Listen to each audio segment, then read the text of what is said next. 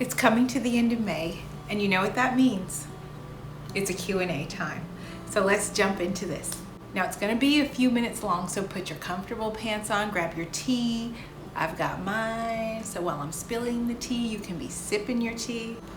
This right here is a prop. I saw another YouTuber with this double-walled glass cup, and it looks so amazing in her videos that I decided to get me one. And you know what? It's impractical. I rarely drink out of this cup because honestly, I'm scared I'm gonna break it half the time. I have to hand wash it. I have to babysit it. But for the purpose of this video, we have the aesthetic. Grab yours and let's get started on this Q&A. That's hot. To breathe the air, they taste so sweet and knows all my strength, knows all my weakness. Hello everyone, I'm Kim, and if you're new here, welcome to my channel, and if you are returning, welcome back. I'm so glad to have you. So today we're going to do our Q&A. It's coming to the end of the month, and I thought I've been compiling your questions, and I thought I'd just jump right in and answer as many as I can in this video without making this video so long you just want to stab your eyes out. So let's get started. Number one question every single week. Have you lost weight this week? What's your current weight? So without further ado, we're gonna just jump right into that hot topic. My current weight is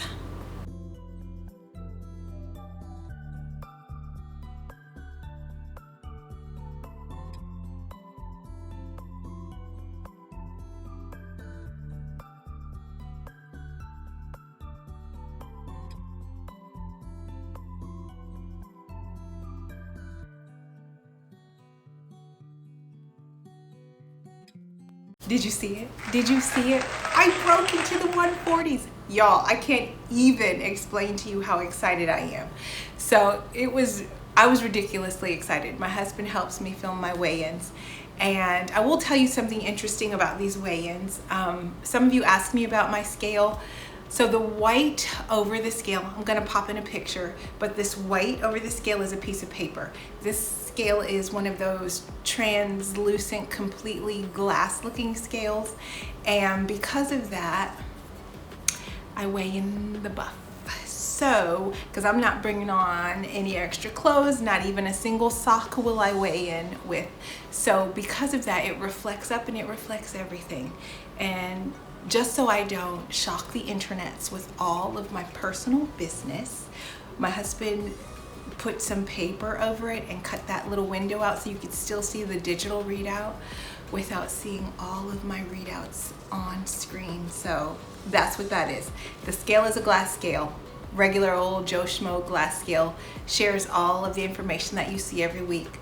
But yeah, that white is paper that we had to cover with because we realized pretty early when I stand on it, you see all the hallelujahs. We can't have that. This is a PG channel. That's it.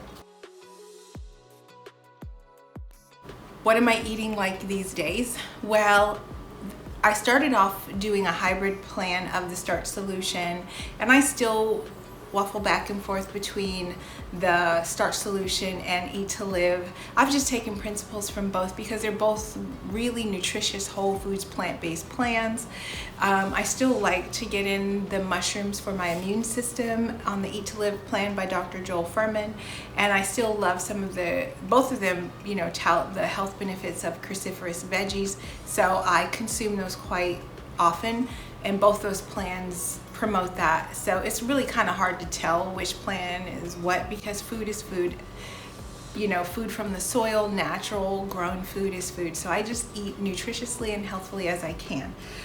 But I do tend to these days eat more along the lines of the Starch Solution. I eat the recipes in the book just because I just realized my string was hanging out.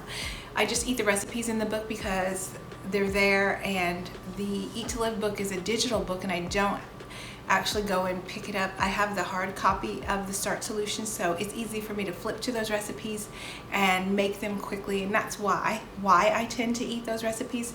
It's out of convenience. The book is there, the recipes are there, I grab the book, I make the recipes. And even now, to be honest, I make some of the recipes, so let me correct that. I just throw food together these days, and I'll show you a typical lunch here. I have some footage from last week's lunch. I was gathering footage for one of my future videos, but you can see in the video I eat very basic. I will steam some kind of green non-starchy veg like green beans or broccoli or something like that, or cauliflower. I'll steam a veg, throw a little rice in to steam with it, and then add in some corn and maybe another non-starchy vegetable. I'll eat that for lunch, and I'll drizzle some balsamic fig vinaigrette on top, and I always season the life out of my vegetables because I don't like bland food. So even if you see me eating it, chances are it's not just a plain steamed vegetable. I've got some sauteed garlic, some onion in there, some onion powder, some like Mrs. Dash, some kind of seasoning that lifts the flavor and gives it life. So I do that quite often, and on those green beans, I sometimes will use a little bit of soy sauce or soy, or I'll use a little bit of balsamic even as I'm steaming the green beans, because I like that tangy flavor that it imparts to the beans. So that's a typical meal for me. I still eat that way. I still eat a starch in the morning, so I'll either have potatoes for breakfast, some kind of mashed potato, or I'll have oatmeal for breakfast. And yes, I still eat oatmeal. That was one of the questions that I had here. Do I still eat the oatmeal? I do, and I only eat it baked. I never cook it on the stovetop with a bunch of water anymore. I will start it that way, but I finish it by baking it in the oven because it absorbs all of that moisture and liquid, and it almost has like a bready consistency. And then I make my peanut butter and jelly oats, and I shared that in another video, one of my favorite ways to have it. But I'll also have it with just sliced strawberries these days and a little bit of strawberry jam, and then some oat milk, so it just tastes like strawberries and cream oatmeal. I'll make a blueberry and cream oatmeal, but no matter how I'm eating the oatmeal, they're dry oven baked oats because I love it that way, and that's really the only way that I find it to be tasty. The texture is right, and so try it if you haven't. Oh, so I get questions about what do I do for cheats or cheat meals or when I get cravings. And in the last video I shared with you that my cycle came, and it comes like I'm in perimenopause. So lately, it's in the last year and a half, 2 years, it's been coming like every 4 months. So I only get a cycle about maybe 4 times a year now. I don't know how soon I'll move into full-blown menopause, but right now it's like a peekaboo game. It just shows up when it wants to, and it catches me off guard, and it brings with it a lot of pain and a lot of cravings. So when I get those cravings, or even if I just want a treat, I'm very different. Everybody thinks about cheat meals differently. I personally don't call it a cheat meal. I don't do cheat meals. I just eat consciously. So even if I want a treat, I call it sometimes food, like because I can only have these things sometimes and on very rare occasions.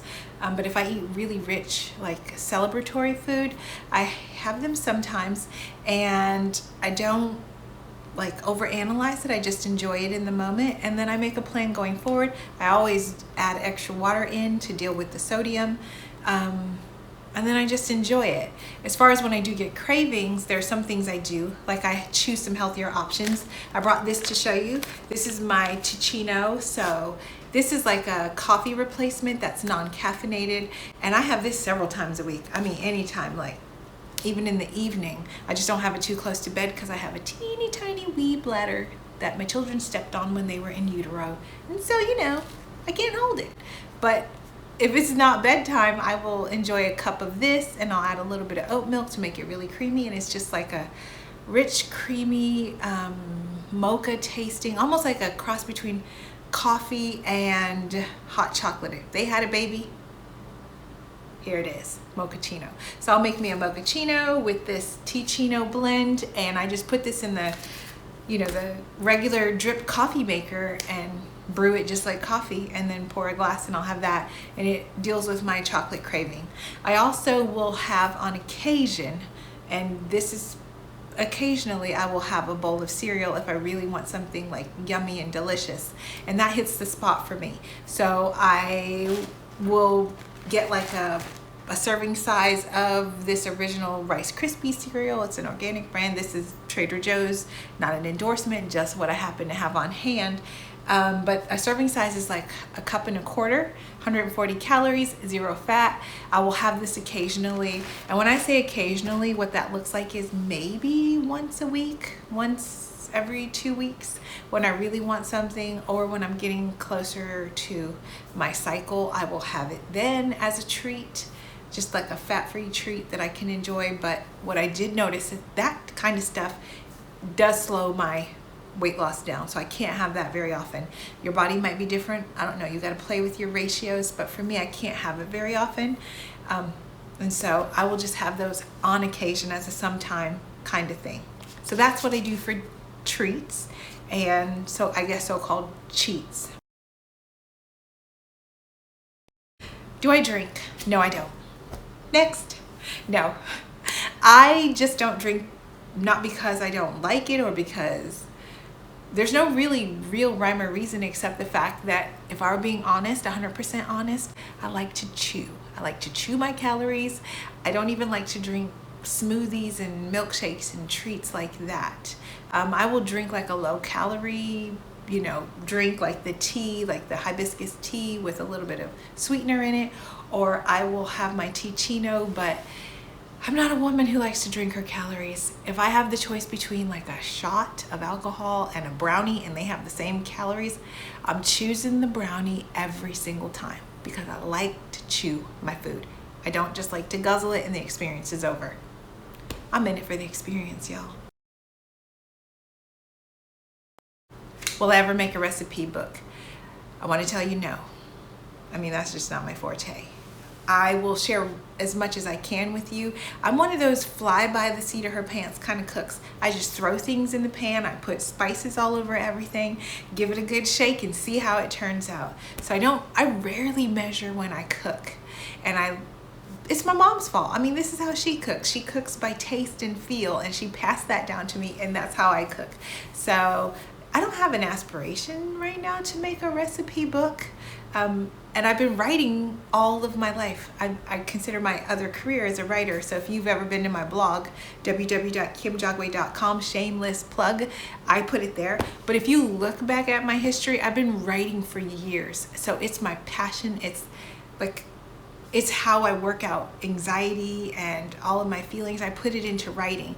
So it's what I do. But as far as like hunkering down to measure out a pinch of salt or how much oregano, that just sounds so painful. I don't know that I could do that. So I will always share with you what I'm eating and how I toss it together, but to write it out, I don't know, y'all. I don't know if that's my calling. How much weight have I lost so far? It's taken me about 5-6 months to lose these 20 pounds. And to be perfectly honest, half of the journey was a struggle that I will never regret. I set out on this to get healthy and to figure out my body, because I kept trying to do like the Starch Solution and Eat to Live. I kept trying to do these plans like the girls that I saw on YouTube, and they're beautiful young women, and they're in their childbearing years. They're able to eat more than I am. I am on the backside of that, so I don't need as many calories, and I was storing more body fat when I was trying to mimic what I saw. So I had to stop, and then it was a great start. They inspired me, so I am grateful for that. But I did have to stop and learn me at this season of my life.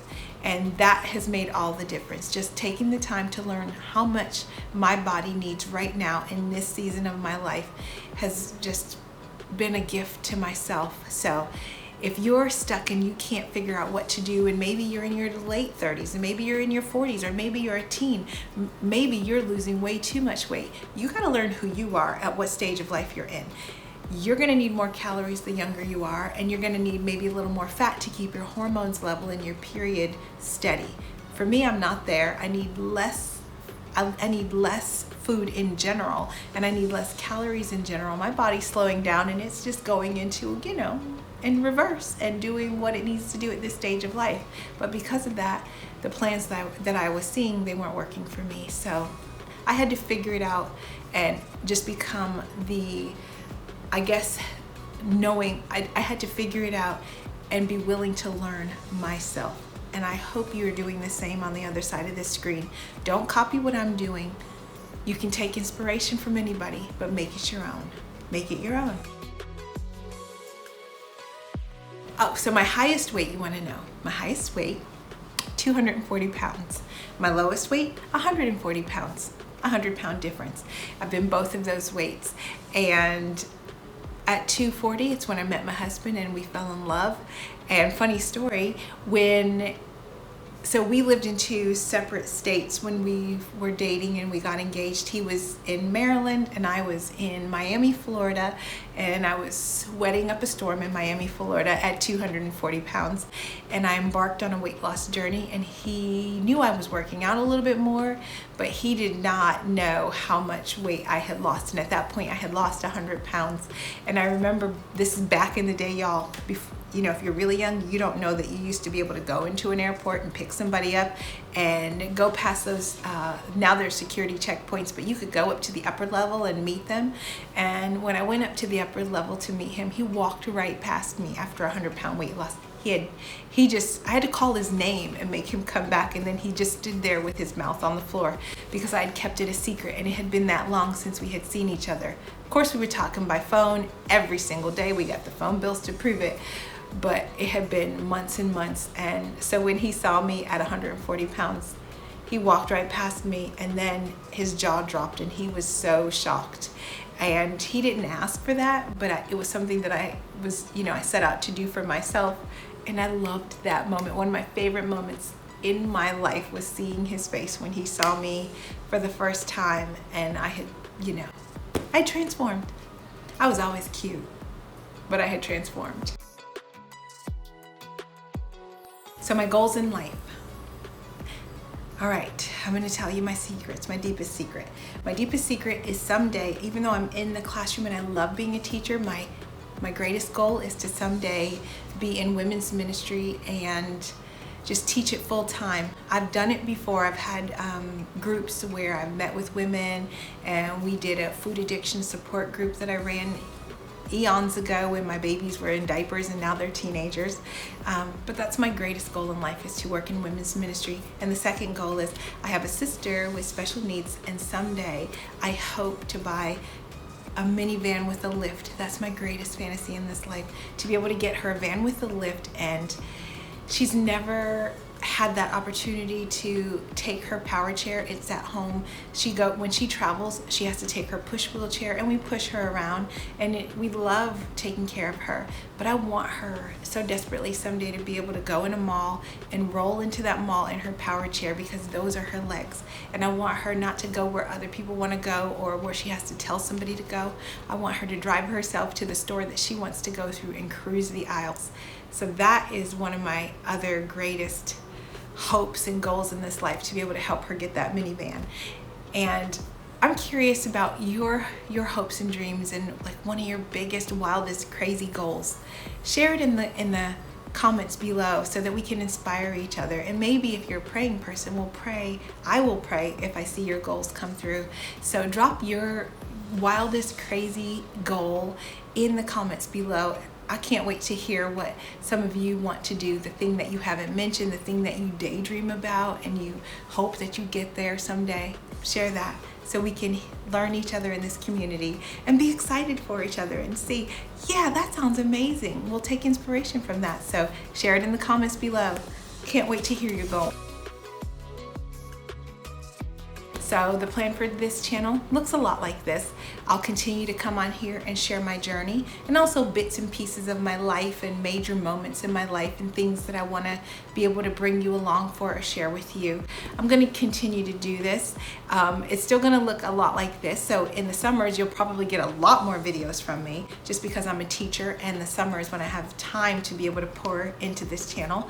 And then during report card season. Things get a little skimpy and thin. They get a little, a little skewed during that time because it's like tax season for teachers, and I go into hunker down mode and get the report cards out.